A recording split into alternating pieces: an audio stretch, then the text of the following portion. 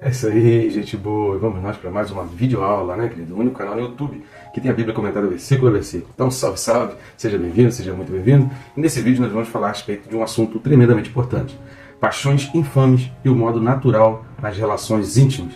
Vamos pensar sobre isso? Então não sai daí não, querido. Fica comigo até o final. Vamos junto.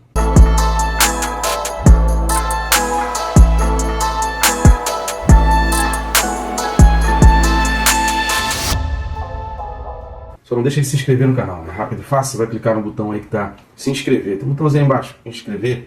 Você já clica ali, pronto, já vai estar inscrito. Eu recomendo ainda clicar no sininho. Por quê? Quando você clica no sininho, além de ser notificado a cada vídeo novo aqui no canal, você também é despertado a estar estudando a Palavra de Deus. E assim você não perde nada e não perde o hábito, né? Porque a pior coisa é quando a gente perde o hábito de ler a Palavra de Deus, que é fundamental e essencial para as nossas vidas.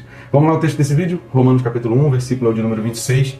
E a gente vai à leitura da carta de Paulo aos Romanos, capítulo 1, versículo 26, que diz assim: Por causa disso, os entregou Deus a paixões infames, porque até as mulheres mudaram o modo natural de suas relações íntimas por outro, contrário à natureza. Bem, então é um texto que eu peço mais uma vez aqui, eu já falei no início, mas vou pedir de novo, que você não deixe de assistir até o final. É muito importante que você pegue todos os pontos, porque é muita coisa importante que a gente precisa falar, então não se prenda a apenas uma questão ou outra, assista aí até o final, tá certo? Nos ajude aí no nosso canal, curta, comenta, compartilha, nos ajuda a alavancar o canal, a levar esses vídeos, levar a Palavra de Deus a mais e mais pessoas, porque o nosso objetivo é que mais e mais pessoas tenham contato com a Palavra do Senhor. E também você pode nos ajudar lendo esse QR Code, ou indo no primeiro link da descrição, tanto faz, vai abrir o mesmo menu de opções, através do qual você vai conseguir ter acesso aos nossos livros. Tem os livros aparecendo aqui, então 2 livros que a gente tem, por enquanto, né, publicados: Quem se importa com Deus e O Perca Peso Tirando a Trave do Olho. O Quem se importa com Deus, que é aquele livro que ajuda por que aconteceu aquela tragédia, onde estava Deus quando aconteceu aquela coisa ruim, por que Deus permite catástrofes, acidentes, incidentes, será que Deus não se importa com tudo isso? Então esse livro ajuda muito. O Perca Peso Tirando a Trave do Olho explica o que é pecado, nos ajuda a entender o pecado do outro e a descobrir que a gente peca tanto quanto o outro, e como que a gente lida quando alguém, né, faz um escândalo, e esse mundo de redes sociais, né, um pastor, um cantor gospel, tem um escândalo, cai em pecado, se afasta, como que a gente lida com isso, né? Então esse livro Perca Peso Tirando a Trave do Olho ajuda também nisso. Então vamos lá, sem mais delongas. Primeira coisa que a gente vai observar aqui, repare que o texto do versículo 26 começa também por causa disso, lembrando sempre aquilo que a gente vem falando aí desde o início da carta aos Romanos, que sempre essas expressões no início elas precisam ser muito bem observadas. Sempre tem um pronome relativo, sempre que tem um advérbio, uma conjunção, né? Então a gente precisa sempre estar ligado nisso, porque isso vai dar todo o sentido à ligação ao texto que veio antes, para que a gente entenda aquilo que veio depois. Então quando fala por causa disso, está falando exatamente daquilo que foi dito nos versículos 24 e 25, que é o afastamento de Deus, que é o desvirtuamento, que é a deturpação, né, do sentido original de ter realmente Deus como Criador, o homem como criatura. Então desse entendimento que Paulo vai falar aqui e colocar como sendo algo que é realmente uma idolatria. Quando Paulo fala mudar, significa que tirou o que era o correto e colocou o que era incorreto, que ele vai falar que trocou a verdade pela mentira. Então por causa disso está ligado a essa mudança, a essa transformação que o homem faz do que é a verdade de Deus para a mentira. Então, por causa disso, os entregou Deus a paixões infames. Essa expressão, esse verbo aqui, os entregou Deus, a gente precisa observar porque 2 coisas nessa expressão, os entregou Deus. Antes da gente ver o significado, a gente precisa ver que essa expressão, os entregou Deus, aparece no versículo 24, no versículo 26 e vai aparecer de novo no versículo 28. E toda vez que a gente vê, num curto espaço de tempo, uma repetição, a gente vê expressões sendo repetidas 3 vezes, então tem um curto espaço de tempo e a Bíblia repete 3 vezes essas expressões, isso traz uma ênfase, isso traz um significado. E aqui o significado que Paulo vai colocar, que a gente vai perceber e até o versículo 32, é exatamente essa ênfase que ele vai dar, o destaque que ele vai dar a um erro de uma postura religiosa, de um modo de viver. Então é um modo de viver que Paulo está colocando aqui, que Deus ensinou, que Deus criou para viver de um modo e o homem está vivendo de outro modo. Então esse Deus os entregou traz consigo essas desordens do campo moral e que vai avançar para o campo também social, para o convívio com outras pessoas. Então quando fala Deus os entregou, ele está destacando esse desvirtuamento, ele está destacando essa fuga do homem do plano original de Deus, aquilo que a gente falou, né, nos vídeos passados aí, essa mudança de identidade, o homem passa a não se identificar como homem, a mulher passa a não se identificar como mulher, e isso aponta diretamente para a idolatria. Então há uma idolatria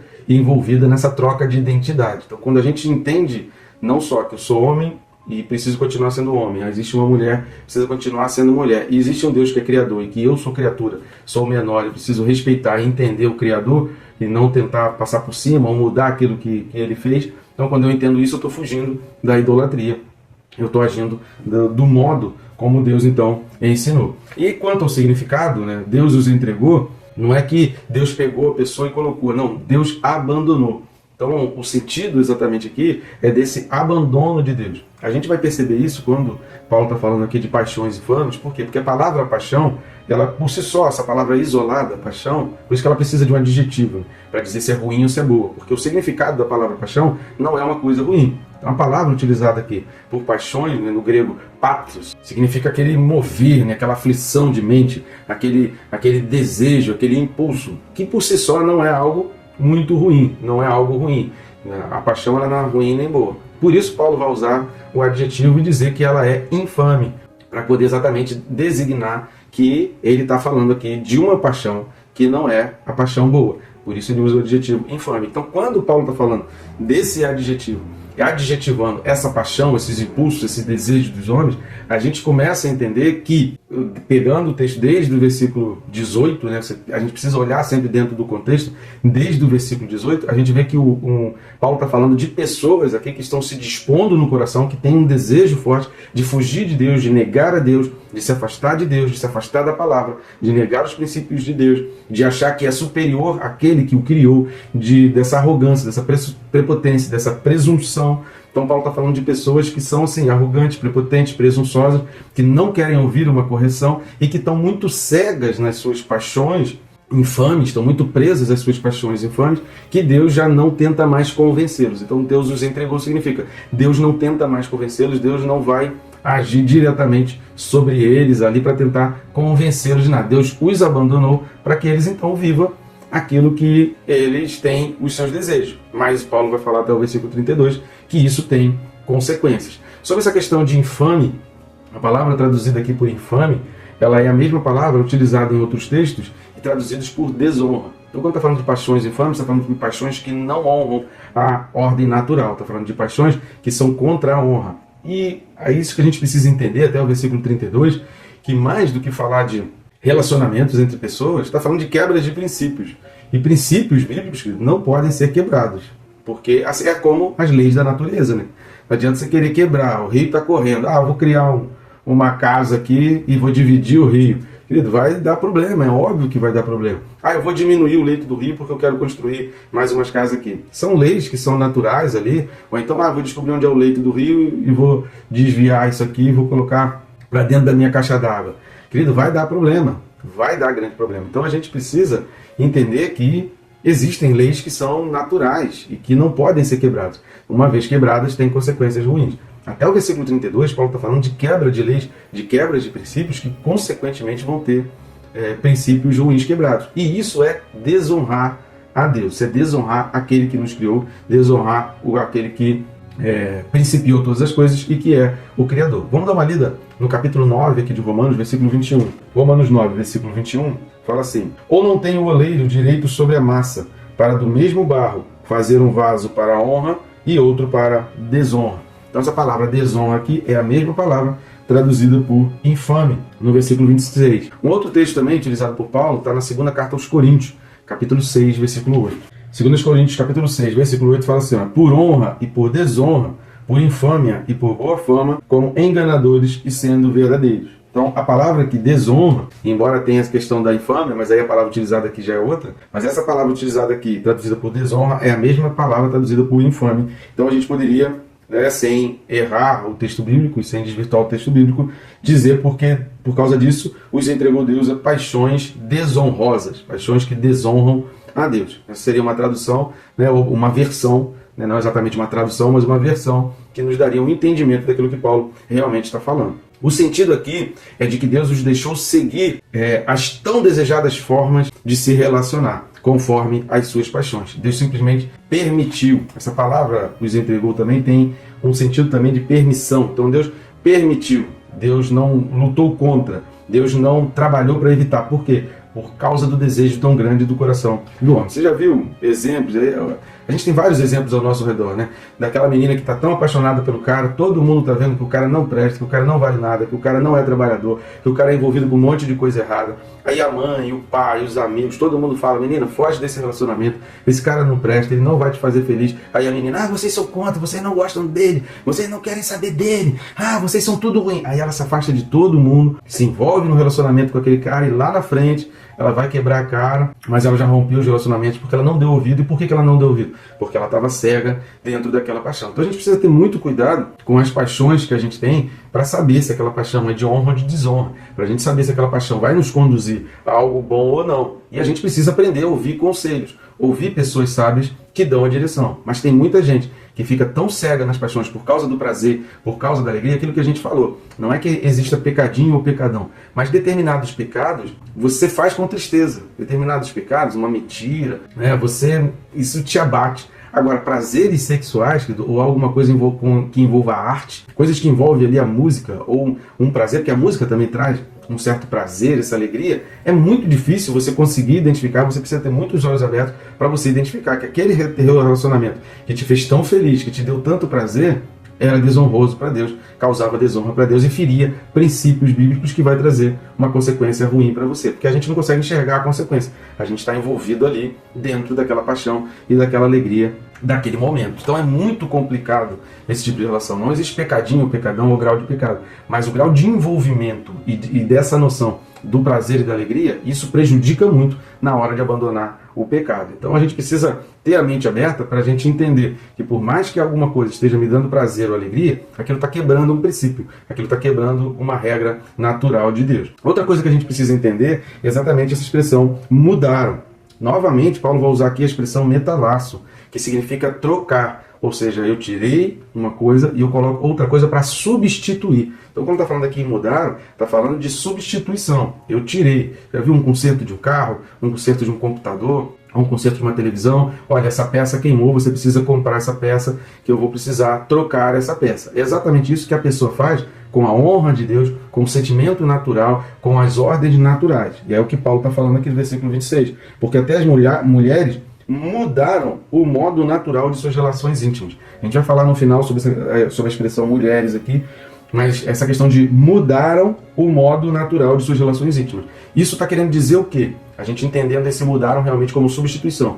Que o modo natural de suas relações íntimas foi criado por Deus. Lá em Gênesis, a gente vai ver a instituição, Deus falando que Ele queria que o homem procriasse, que o homem se multiplicasse. O livro de Cantares é praticamente o livro todo falando da alegria e do prazer do homem e da mulher e até ensinando como o relacionamento de um homem e uma mulher pode buscar o prazer, buscar a alegria. Então Deus está falando que dentro de um casamento, de um relacionamento entre homem e mulher, no seu matrimônio, existe uma busca de prazer, uma satisfação, porque esse desejo humano, as paixões humanas, foi Deus que colocou. A grande questão é se a gente vai usar isso para honra ou para desonra. Aliás, eu tenho usado esse lado aqui como lado negativo, né?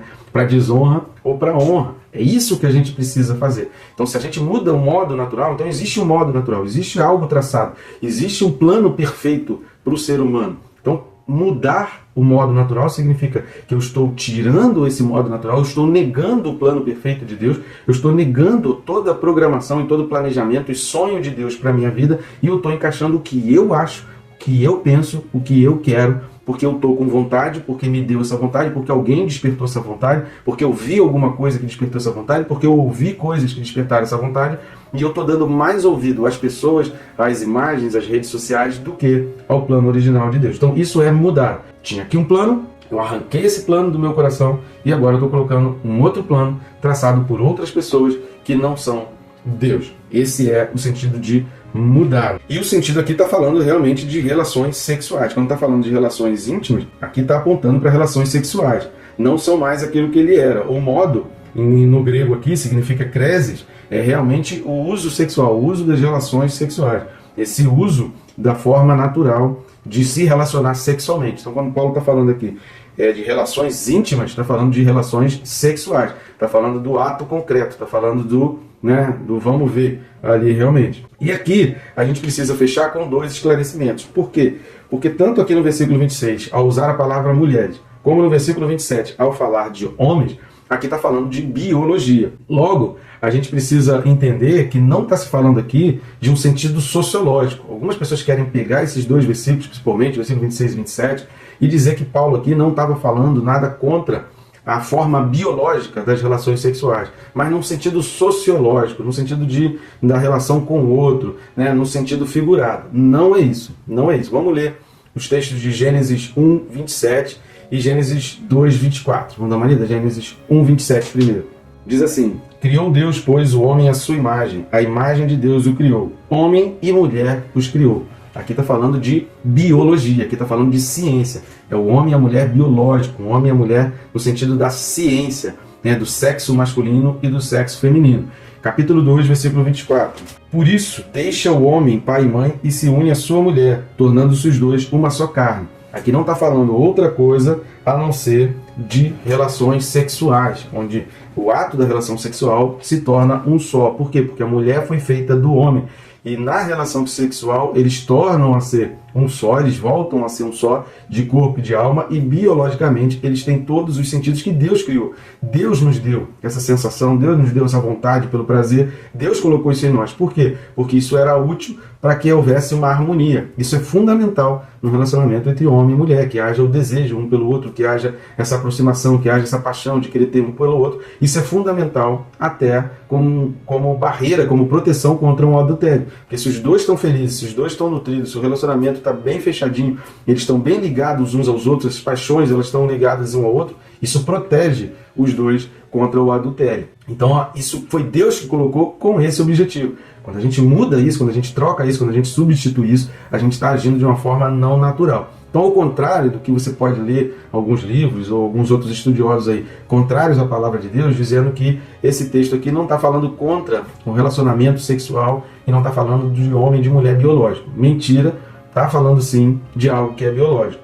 E uma outra questão que é importante a gente esclarecer é que algumas pessoas acham que Paulo está simplesmente explicando a existência desse tipo de coisa na época. Não, se você pegar desde o versículo 18 até o versículo 32, é impossível você não enxergar aqui um ato reprobatório, você não enxergar Paulo aqui reprovando tais ações, você não conseguir enxergar que há uma reprovação, está falando de ira de Deus, está falando de desonra, está falando de mudar a verdade para a mentira. Então isso não pode ser um sentido figurado, isso não tem como falar esse tipo de coisa sem estar reprovando esse tipo de atitude. Então sim, do 18 até o 32, a palavra bíblica aqui, ela está indo contra qualquer tipo de relação sexual contrário ao modo natural criado por Deus. E está falando de pessoas aqui que estão se voltando contra a própria natureza, estão sendo abandonados por Deus. Por isso, Deus vai falar essas 3 vezes, Deus os entregou. A palavra vai falar Deus os entregou e fala 3 vezes, exatamente para dar essa ênfase de que são pessoas obstinadas. E a obstinação, ela tem muito esse aspecto e leva muito a pessoa ao adultério. E para finalizar, a gente precisa entender que aquela época não era muito diferente da época de hoje. Se você for pesquisar e você for ler alguns autores gregos da época, não só de questões bíblicas, mas para você entender o contexto da época, você vai ter autores como Virgílio, como Tácito, como Tibério, como Juvenal, o chamado Juvenal satírico, e você vai ler textos deles que vão exatamente apontar para uma época indecorosa, para uma época de promiscuidade, para uma época em que o próprio Império Romano pregava a promiscuidade, em que dentro do palácio romano havia promiscuidade, havia lascívia e havia pederastia. Então a gente está falando de uma época que tinha um incentivo que havia isso de uma maneira muito forte. Clemente de Alexandria, por exemplo, ele fala da típica dama romana de sociedade, rodeada como Vênus, com um dourado cinto de vício. Juvenal, o satírico, ele escreve o seguinte: é suficiente um marido para Iberina? Antes a persuadiriam de que se contente com um só olho. Então, já havia esse incentivo até da questão das artes, não muito diferente daquilo que a gente está vivendo hoje. Então, os pagãos tentando trazer princípios para dentro da própria igreja. E a gente vai ver isso na Bíblia, aqui aos Romanos, Paulo escrevendo, porque certamente chegou aos ouvidos dele, que aquelas pessoas lá estavam um pouco sem direção, sem direcionamento, e aos Coríntios, onde Paulo vai fazer um alerta ali, onde na cidade de Corinto aconteceu um incesto, aconteceu de um jovem lá que acaba tendo um relacionamento com a sua madrasta. E isso vai ser mencionado tanto na primeira carta quanto na segunda carta aos Coríntios. O próximo vídeo a gente complementa mais sobre essas questões, sobre esses assuntos. Não perca aí o próximo vídeo. Espero ter abençoado a tua vida. Que Deus te abençoe, querido, rica e abundantemente.